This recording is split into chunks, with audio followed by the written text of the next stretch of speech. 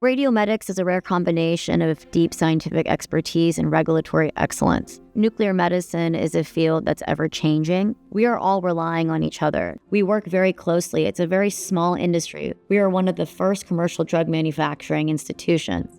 I do work in the in vitro, so cell line, as well as in the in vivo, which is the mouse work, in the preclinical department. For those preclinical, the pipeline is that, we start in cell lines, and then we inject these cell lines into mice, and then we inject mice with a radiopharmaceutical, and then are able to image to see the uptake within those tumor cells. And we are able then to look at the biodistribution, so how that drug looks over organs, and see if we need to be worried about any safety concerns in terms of toxicity. I have seen that it starts from a drawing board, chemical structures, and so from that you go into radio-labeling these compounds, eventually injecting it to animals. Of course, the highlights is the success, but the low is the grind work. You design an experiment, you put in hundreds of hours, and yet it doesn't work. At the same time, there's always something going back and forth. I think drug development in general, even in research, you need to have patience. Drug discovery doesn't happen overnight. You have to have patience. You need to have critical thinking, resilience, and perseverance. So you want to pace it out. Don't burn yourself out. At the same time, know that there is a goal for all this. The science takes time, and it takes persistence. The past 20 years have been a testament to that. We have enabled critical diagnostics and therapies that have changed the landscape of radiopharma and nuclear medicine.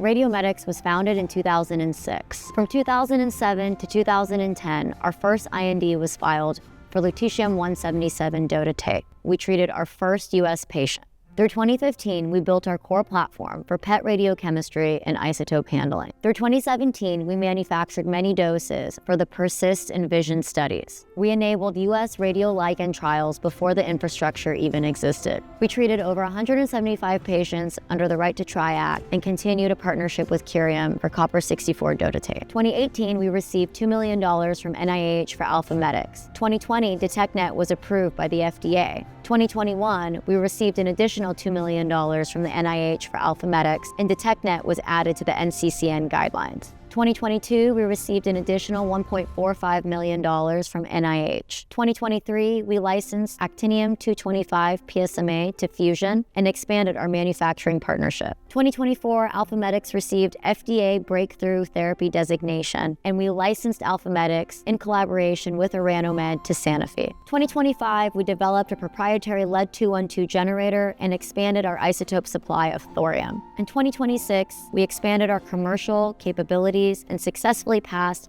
an FDA PAI inspection with 0 483 citations. When you ask a scientist what does it mean great science, they may say good data, presenting on the conferences, receiving awards, and so on. In case of working with cancer patients, the core is integrity, transparency, commitment, and reproducibility of this data.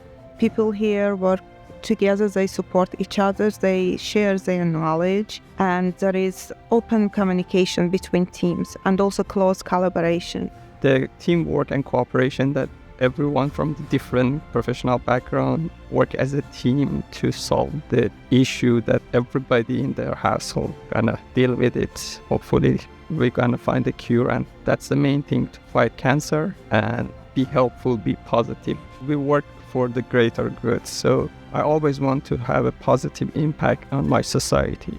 Here, what's interesting is I get to see what the work that we do and how it could translate clinically, because the clinic is downstairs. So you see patients actually come in and get these radiopharmaceuticals that we have been in clinical trials for that have possibly started within this lab.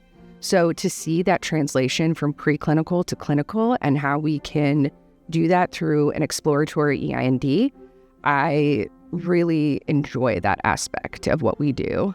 In our meetings, you will hear stories about patients who came here in a wheelchair, and then next time he does not want to come anymore because he said he's healed.